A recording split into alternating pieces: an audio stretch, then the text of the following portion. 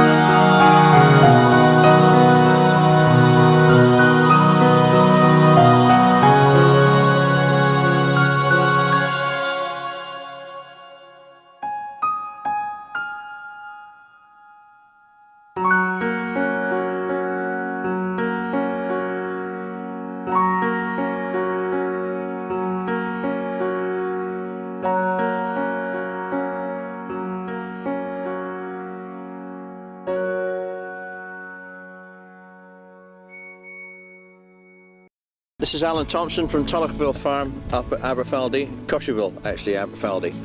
And Alan has been one of the main organisers today and is one of the main men in Scotland for heavy horse general activity. And I understand that actually Helena from the British Horse Society is interested in talking to you about being their heavy horse expert, so that's great.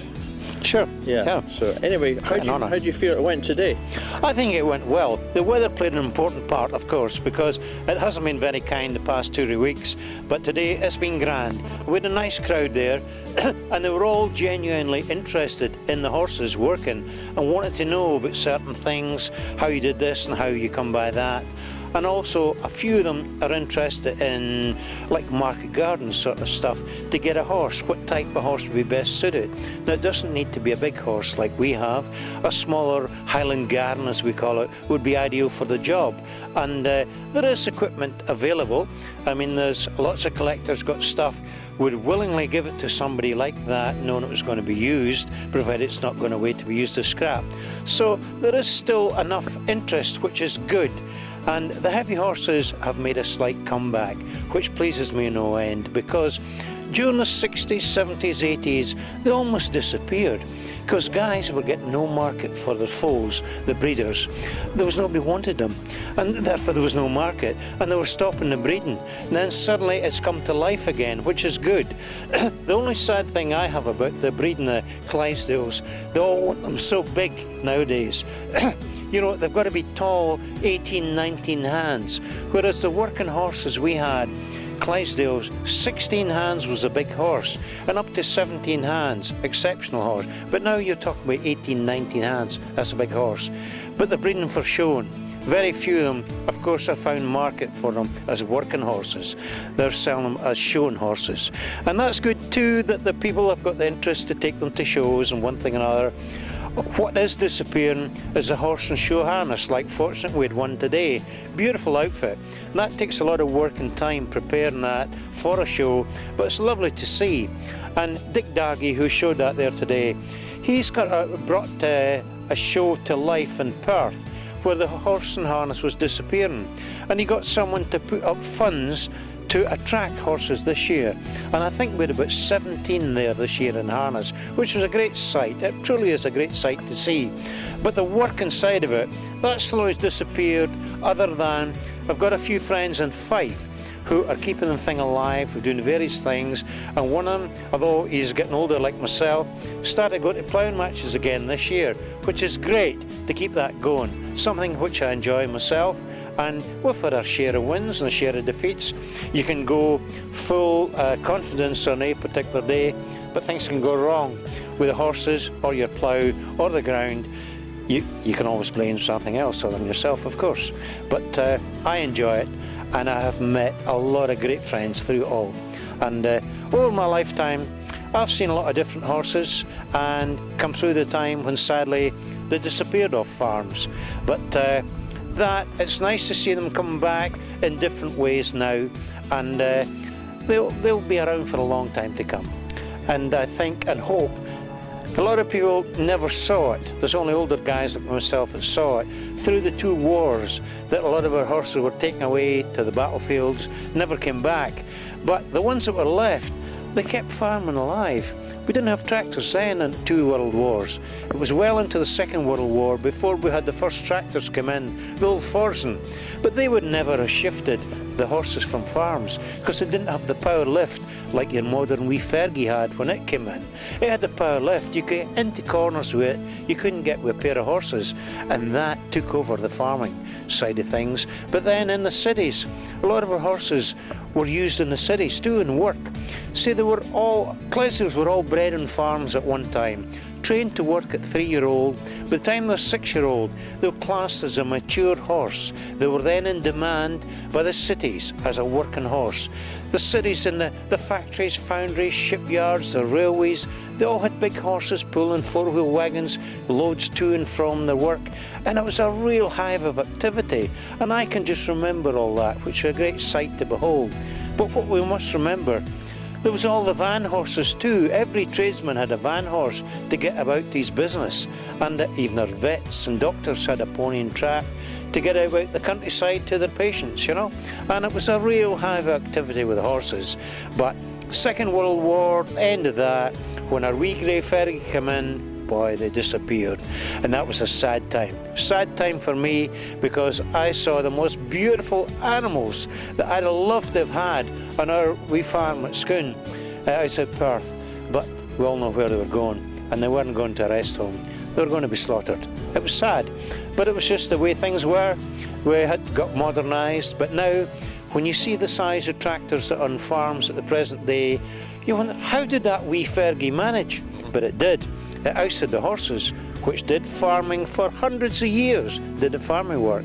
But, so now, for myself and a few of the guys friends have got, to take our horses out to a wee show like this, you have no idea what that does to us, to show off our horses, the way they worked. They did all the farm work like this at one time, you know. So for us, it's happier times with the horses, and long may it continue. Well, I'm a great supporter of you, Alan, until the bitter end, okay? Sam, thank you very much for coming here today, and thank you to this young lady for coming here with our TV cameras, etc. Shivering the cold there, but bear it out. Thank you very much indeed, and it's been a pleasure talking to you all. Thank you. Well done.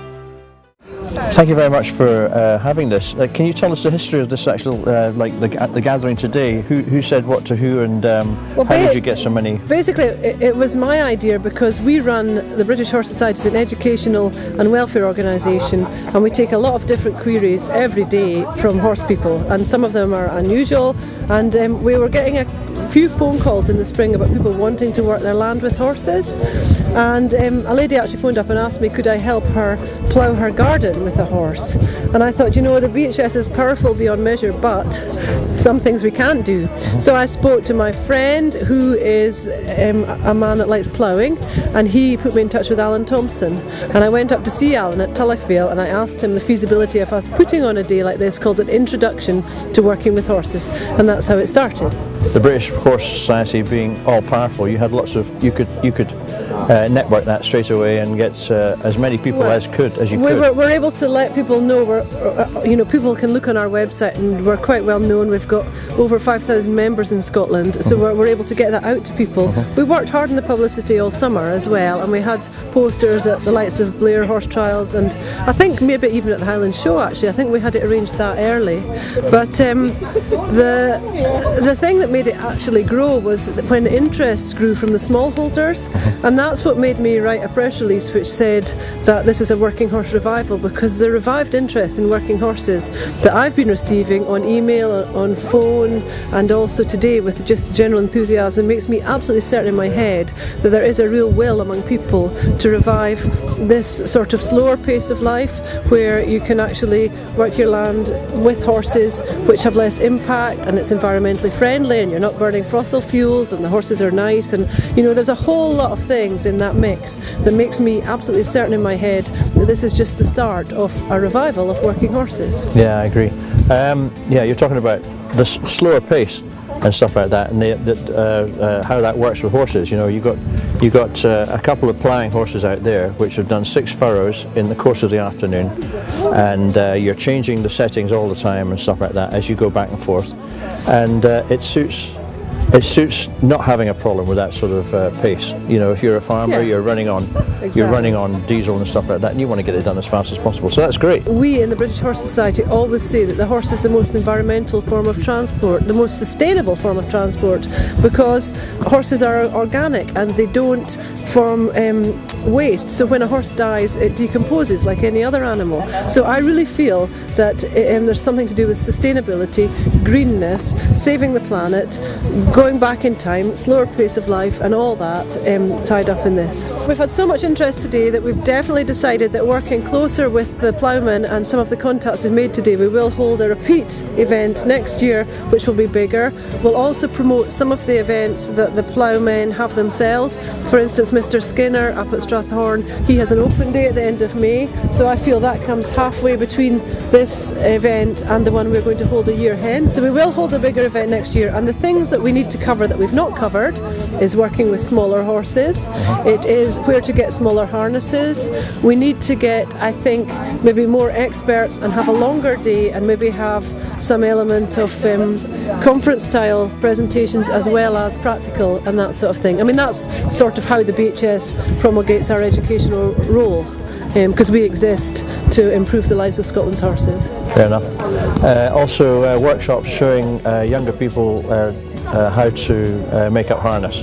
Yes, absolutely. I've spoken to a lady who has contacts with Glasgow Art School today, and we're going to be working together to see if we can get some sort of heritage project going whereby we can put on harness making classes, but also try and preserve some of those skills for posterity. It's a perfect target for grant funding, I would have thought.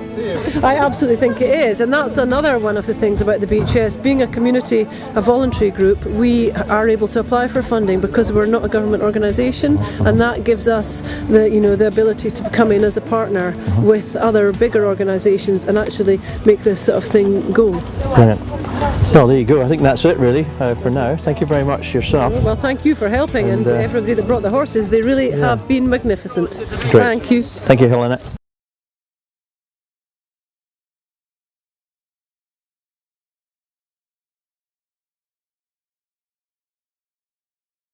It would be nice to see the working horse make a return and play a bigger role in farming and forestry, certainly saving the fuel bills.